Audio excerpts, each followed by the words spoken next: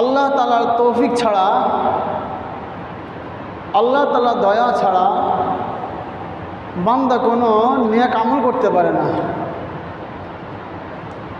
শক্তি দিয়া, ক্ষমতা দিয়া, শিক্ষা দিয়া,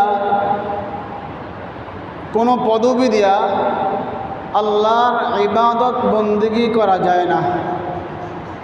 আল্লাহ যাকে আল্লাহর ইবাদত বন্দেগীর জন্য কবুল করবেন, সেই একমাত্র আল্লাহ তাআলার ইবাদত বন্দেগী করতে পারবেন। কিছুক্ষণ পূর্বেই জুমার নামাজের, জুমার সালাতের আজান হয়েছিল। অনেকেই আজান শ্রবণ করার পরে বাসা বাড়িতে চলে গেছে,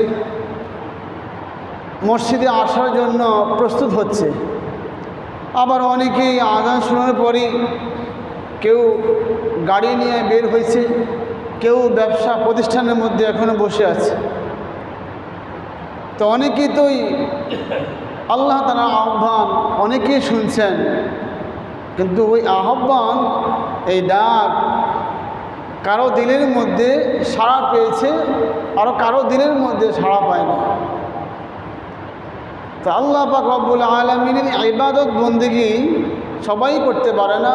আল্লাহ যাকে কবুল করেন সেই একমাত্র ইবাদত বন্দেগী করতে পারেন। তো আলহামদুলিল্লাহ, আল্লাহ পাক রব্বুল আলামিন আপনাকে আমাকে মহান পালনকর্তা, সৃষ্টিকর্তার ঘরে আল্লাহ পাক রব্বুল আলামিন এনেছেন। এই জন্য মালিকের দরবারে আবারও শুকরিয়া আদায় করি, বলি আলহামদুলিল্লাহ।